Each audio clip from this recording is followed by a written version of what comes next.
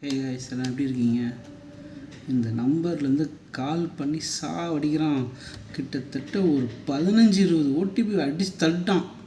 கால் பண்ணிக்கினே இருக்கிறான். எதுக்கு பண்ணுறான்? இல்லை என்ன தான் இவனுங்களுக்கு பிரச்சனை? சோத்துக்கு எதுவும் வழி இல்லாமல் இருக்கானுங்களா? இப்படி ஸ்கேம் பண்ணி தான் சம்பாதிச்சு இவனுங்க என்ன நாட்டை காப்பாற்ற போகிறாங்கன்னு எனக்கு ஒன்றும் புரியல.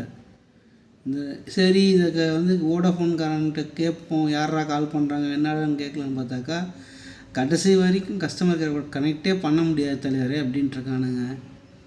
இவனுங்க இடம் கொடுக்காம இதெல்லாம் நடக்காது. ஒரு நாளைக்கு இத்தனை கால் தான் பண்ணணும்னு ரெஸ்ட்ரிக்ஷன்ஸாச்சும் இருக்கணும்.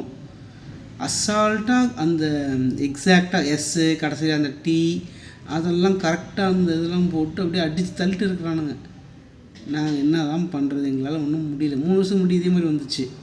அப்போ என்ன சொன்னான்னா, எங்கள் அப்பா செத்துட்டார், இந்த நம்பர் தான் யூஸ் பண்ணார், அதில் ஓடிபி மட்டும் சொல்லுங்கள், ஆதார் கார்டு அப்டேட் பண்ணணும் அப்படின்னா. சரி ஏதோ சொல்கிறானே அப்படின்லாம் கேட்கக்கூட எங்கள் டைமில். ஏன்னா அந்த நம்பர் நான் 10 வருஷமாக யூஸ் பண்ணிகிட்ருக்கேன்.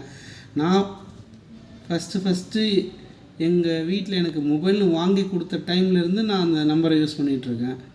அப்படிங்கிறப்போ அது எப்படி, அதாவது நான் 4G ஃபோன் வாங்கும்போது ஜியோ நம்பரில் இருந்தது. அப்படிங்கிறப்போ அது எப்படி சொல்கிறதுன்னு புரியல எனக்கு. உங்கள் அப்பா செத்துட்டார் சரி, அதாவது அந்த 6ன்னு ஆரம்பிக்கிற நம்பர் எப்போ உங்களுக்கு தெரியும்னு தெரில. எப்போ நமக்கு யூஸுக்கு வந்துச்சு?